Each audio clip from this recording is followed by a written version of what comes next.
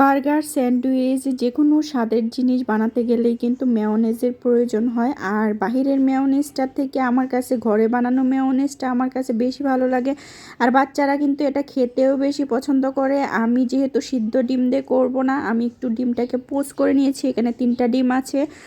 তারপর দিয়ে দিলাম গোলমরিচের গুঁড়া, যাতে করে আর কি ডিমের ফ্লেভারটা না থাকে। তারপরে এখানে দিয়ে দিলাম গুঁড়ো দুধ আর হচ্ছে পরিমাণ মতো লবণ। এখন দিয়ে দিব তেল। আমি কিন্তু সবগুলাই একসাথেই দিয়ে দিচ্ছি, মানে অল্প অল্প করে দিতে হবে না, পরিমাণ মতো সবগুলো একসাথে দিয়ে দিলেই কিন্তু মেয়োনেজ হয়ে যাবে।